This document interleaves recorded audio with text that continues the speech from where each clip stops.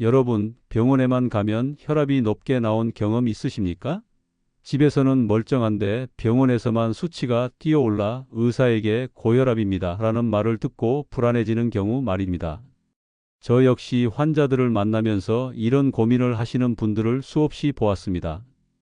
안녕하세요. 저는 서울대학교 병원 신경과에서 진료하고 있는 교수입니다. 제가 오늘 꼭 전해드리고 싶은 것은 일반인이 잘 알지 못하는 내용입니다. 병원에서 재는 혈압은 참고치일 뿐, 진짜 중요한 것은 여러분이 집에서 스스로 정확히 측정한 혈압이라는 사실입니다. 왜 이것이 중요할까요? 병원 혈압만 믿으면 불필요하게 고혈압 약을 복용할 수도 있고, 반대로 숨어있는 고혈압을 놓쳐 뇌졸중이나 심근경색 같은 치명적인 질환으로 이어질 수 있습니다. 하지만 매일 올바른 방법으로 혈압을 잰다면 약을 꼭 필요한 순간에만 쓰고 큰 병을 미리 예방할 수 있습니다. 저는 이 방송에서 여러분께 집에서 정확하게 혈압을 재는 법과 생활 속 관리 방법을 알려드리려 합니다. 어렵지 않습니다. 작은 습관 하나만 바꿔도 평생 건강을 지킬 수 있습니다. 지금부터 제 이야기를 따라오신다면 여러분은 병원 혈압에 속지 않고 진짜 내 혈압 관련 질병을 예방할 수 있습니다. 안녕하세요. 백세웰빙입니다. 구독과 좋아요는 큰 힘이 됩니다. 여러분, 병원에만 가면 괜히 긴장되고 손에 땀이 나시지요? 제 진료실에도 그런 분들이 자주 오십니다. 72세 김병수 어르신은 집에서 잰 혈압이 늘 130에 80 정도로 안정적이었습니다. 그런데 병원만 오면 160까지 치솟아 늘 선생님, 저 고혈압인가요? 약을 먹어야 하나요? 라며 걱정하셨지요. 이런 경우를 백의효과, 즉 의사의 하얀 가운만 봐도 혈압이 오르는 현상이라고 부릅니다. 저도 예전에는 병원 혈압이 가장 정확하다고 믿었습니다. 하지만 수많은 환자를 보며 알게 되었습니다.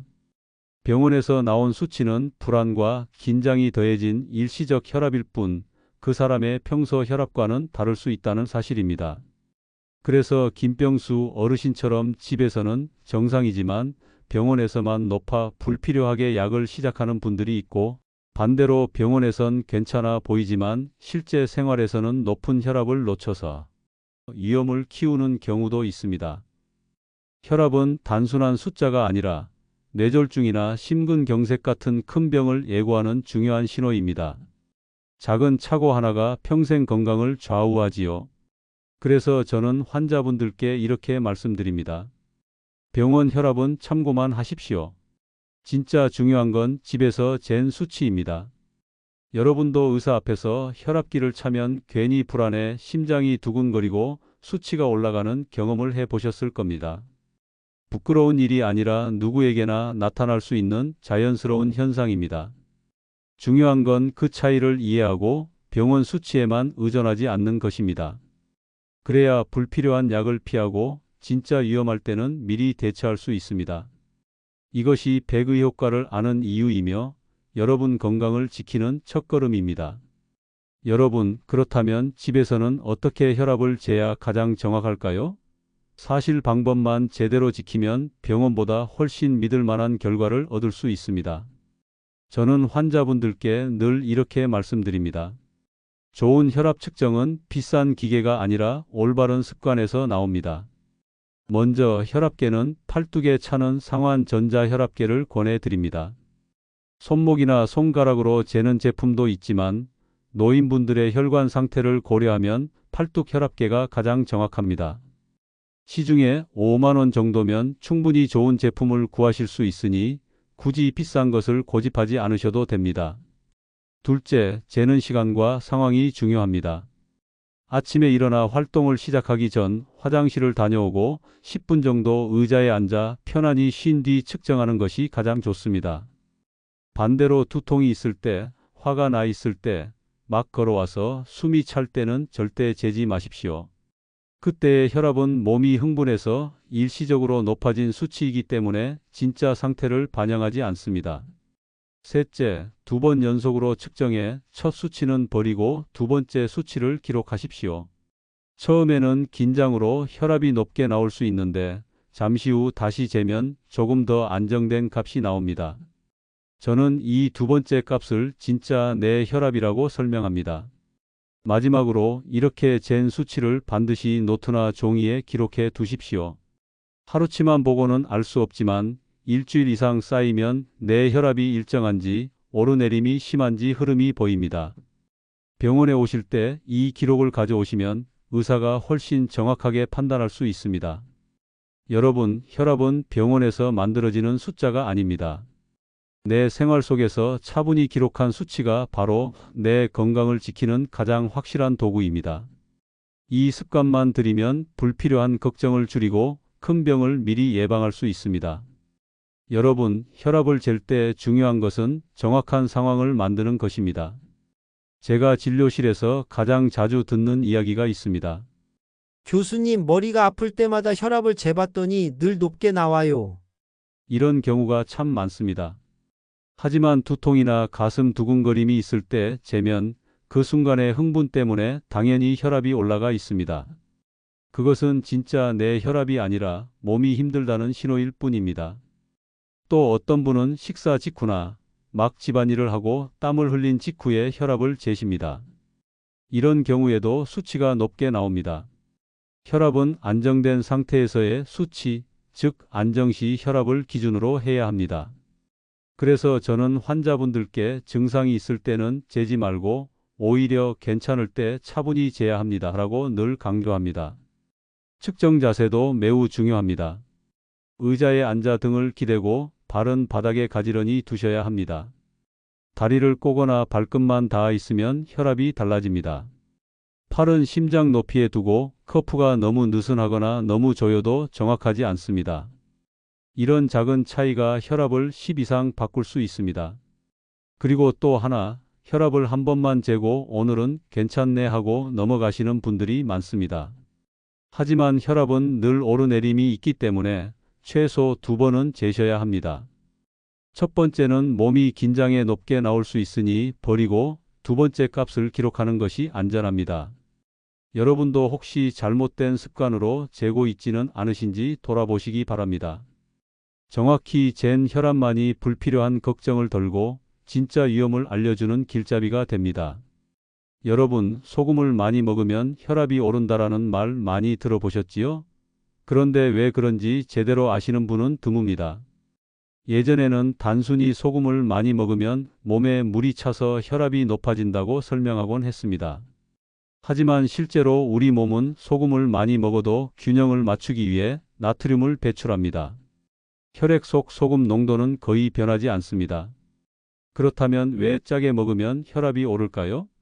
그 비밀은 바로 교감신경에 있습니다. 교감신경은 우리 몸이 위험을 느낄 때 작동하는 시스템입니다. 불이 나서 빨리 나가야 한다고 상상해 보십시오. 심장이 빨리 뛰고 혈압이 순간적으로 확 올라가 도망칠 힘을 내게 하지요. 짜고 맵고 뜨겁고 자극적인 음식을 먹으면 몸은 작은 위협으로 착각합니다. 싸울 준비를 하자 하고 신호를 보내면서 교감신경이 항진되고 그 결과 혈압이 올라갑니다. 문제는 이런 일이 한 번으로 끝나지 않는다는 겁니다. 삼겹살, 찌개, 젓갈 같은 짠 음식을 자주 드시다 보면 교감신경이 늘 예민해집니다. 처음에는 잠깐만 혈압이 오르다가 나중에는 그 상태가 오래 지속되면서 결국 고혈압으로 굳어집니다. 즉, 짠 음식이 직접 혈액을 늘리는 게 아니라 몸의 신경계를 자극해서 혈압을 올리는 것입니다. 저는 환자분들께 이렇게 말씀드립니다. 한 번 짜게 먹는다고 바로 큰 병이 생기지는 않습니다. 하지만 매일같이 짜고 자극적인 음식을 즐기면 결국 혈관이 손상되고 고혈압으로 이어집니다. 평생 식습관이 우리 혈압을 결정한다고 해도 과언이 아닙니다. 여러분, 짠맛은 잠깐의 즐거움이지만 그 대가로 뇌졸중과 심장병 위험이 따라옵니다. 오늘 저녁 식탁부터 소금 한 숟갈만 덜 넣어 보시는 건 어떠실까요? 여러분, 혈압을 빠르게 올리는 가장 큰 원인 중 하나가 바로 체중 증가, 즉 비만입니다. 살이 찌면 단순히 몸무게만 늘어나는 게 아닙니다. 심장은 똑같은 크기인데 더 많은 살과 조직에 피를 보내야 하니 그만큼 더 힘을 써야 합니다. 결국 심장은 더 세게, 더 자주 뛰게 되고 혈압은 자연스럽게 올라갑니다. 제 환자 중 68세 박장환 어르신이 계셨습니다. 은퇴 후 운동을 줄이고 집에서 맛있는 음식을 자주 드시다 보니 체중이 10kg 이상 늘었습니다. 처음에는 별다른 증상이 없었지만 어느 날 진료실에 오셔서 교수님, 요즘은 조금만 걸어도 숨이 차고 머리가 띵합니다. 라고 말씀하시더군요. 혈압을 재보니 160이 넘었고 맥박도 빨라져 있었습니다. 평소보다 심장이 훨씬 더 과부하가 걸려 있었던 겁니다. 저는 박 어르신께 약을 처방하면서 동시에 약만으로는 한계가 있습니다. 체중을 줄이는 것이 가장 빠른 해결책입니다. 라고 말씀드렸습니다. 이후 식습관을 조금씩 바꾸고 매일 30분 걷기 운동을 시작하셨습니다. 2달 뒤 다시 오셨을 때 체중이 5kg 줄고 혈압도 안정적으로 내려갔습니다. 교수님, 숨이 덜 차고 밤에도 잘 잡니다. 라고 웃으시던 모습이 아직도 기억에 남습니다. 여러분, 비만은 단순한 외모 문제가 아닙니다. 심장과 혈관에 불필요한 짐을 지우고 고혈압과 당뇨, 고지혈증 같은 대사질환으로 이어집니다. 혈압을 지키는 가장 빠른 방법, 그것은 바로 살을 빼는 것입니다. 약보다 강력한 치료제는 여러분의 생활 습관 속에 있습니다. 여러분, 아스피린은 혈액을 맑게 해서 누구나 먹으면 좋다라는 말을 들어보셨을 겁니다. 하지만 사실 아스피린은 결코 만병통치약이 아닙니다. 잘못 복용하면 큰 위험이 따릅니다. 아스피린은 원래 버드나무 껍질에서 추출된 성분으로 만들어진 약입니다. 혈소판이라는 작은 세포의 기능을 억제해 혈전이 잘 생기지 않도록 돕습니다. 그래서 뇌경색이나 심근경색을 겪으신 분, 동맥경화가 심한 분들에게는 꼭 필요한 약이지요. 문제는 건강한 분들이 예방 차원이라며 아무 생각 없이 드시는 경우입니다. 제가 기억하는 74세 김판수 어르신이 계십니다. 주변에서 아스피린은 보약이라는 이야기를 듣고 약국에서 꾸준히 사 드셨습니다. 어느 날 갑자기 속이 심하게 쓰리고 까만 변을 보셔서 응급실에 오셨는데 위출혈이 생긴 것이었습니다. 검사해보니 고혈압이나 심장질환 이력도 전혀 없었는데 아스피린만 수년간 복용하다 보니 위점막이 손상된 것이지요. 결국 입원 치료를 받으셔야 했습니다. 이 사례가 보여주듯 아스피린은 혈액을 묽게 한다라는 단순한 개념으로 드셔서는 안 됩니다. 이 약은 어디까지나 혈전이 생길 위험이 높은 분들을 위한 전문적인 치료제입니다. 출혈 위험이 없는지 혈관 상태는 어떤지 반드시 의사의 판단이 필요합니다. 저는 환자분들께 이렇게 말씀드립니다. 아스피린은 약국에서 쉽게 살 수 있다고 해서 보약이 아닙니다. 필요 없는 분이 드시면 위장 출혈 같은 심각한 부작용이 생길 수 있습니다. 그러나 꼭 필요한 분이 꾸준히 드시면 생명을 지킬 수 있는 약입니다. 여러분, 중요한 건 자기 판단이 아니라 전문의의 판단입니다. 괜히 주변 말만 듣고 시작하지 마시고 의사에게 내 혈관 상태가 어떤지 꼭 확인받으시길 바랍니다. 일반적으로 운동은 건강에 꼭 필요하지만 잘못하면 오히려 해가 될 수도 있습니다. 특히 중년 이후에 갑자기 운동을 시작하신 분들 중에서 이런 경우를 자주 봅니다. 젊을 때는 일하느라 운동할 시간이 없었는데 은퇴 후 여유가 생기자 하루에 몇 시간씩 헬스장에 나가거나 등산을 하시는 겁니다. 열심히 하는 마음은 좋지만 과도한 운동은 혈관에 큰 부담을 줄 수 있습니다. 제 환자 중 66세 이길수 어르신이 기억납니다. 평소에는 특별한 증상이 없었는데 친구들과 등산 동호회에 들어가 주말마다 높은 산을 올랐습니다. 그러던 어느 날 등산 중 가슴 통증을 호소하며 쓰러지셨고 급성 심근경색으로 응급실에 오셨습니다. 검사 결과 이미 심장 혈관에 동맥경화가 있었는데 갑작스러운 과격한 운동이 문제를 터뜨린 것이었습니다. 운동을 하면 혈액이 근육으로 많이 몰립니다. 그런데 심장이나 뇌혈관에 문제가 있는 분들은 이때 필요한 혈액이 제대로 공급되지 않아 위험한 상황이 생깁니다. 그래서 중년 이후에는 무리하거나 격렬한 운동보다 꾸준히 이어갈 수 있는 유산소 운동이 훨씬 더 중요합니다. 하루에 30분에서 1시간 정도 숨이 차지만 대화는 가능한 정도의 빠른 걷기나 가벼운 자전거 타기면 충분합니다. 저는 환자분들께 이렇게 말씀드립니다. 운동은 며칠 하고 마는 게 아니라 죽을 때까지 꾸준히 할 수 있는 게 진짜 운동입니다. 한 달 동안 헬스장에 몰아서 다니는 것보다 매일 20분씩 걷는 것이 혈압과 심장 건강에는 훨씬 효과적입니다. 여러분, 운동은 약과 같습니다. 용량과 방법을 지켜야 효과를 보고 그렇지 않으면 부작용이 생깁니다. 나이에 맞는 강도로 내 몸이 감당할 수 있는 범위에서 꾸준히 하십시오. 그런데 커피는 혈압에 나쁘다더라. 아니야, 오히려 건강에 좋다더라. 서로 다른 이야기를 많이 들어보셨을 겁니다. 사실 커피에 대한 연구는 아직도 결과가 제각각입니다. 왜냐하면 사람마다 마시는 양도 다르고 체질도 다르기 때문입니다. 그래서 커피는 무조건 좋다, 나쁘다 단정할 수 없습니다. 중요한 것은 내 몸이 어떻게 반응하느냐입니다. 저는 환자분들께 이렇게 여쭙습니다. 커피를 마시고 나면 가슴이 두근거리거나 밤에 잠을 못 주무십니까? 만약 그렇다면 줄이셔야 합니다. 반대로 하루 한 잔 정도를 즐기는데 특별히 불편함이 없다면 큰 문제는 없습니다.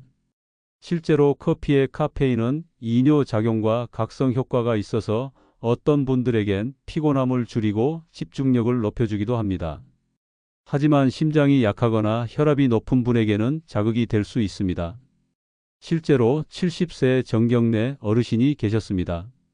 하루에 믹스커피를 5잔 이상 드시던 분인데 어느 날 심장이 벌렁거리고 밤에 잠을 설칩니다.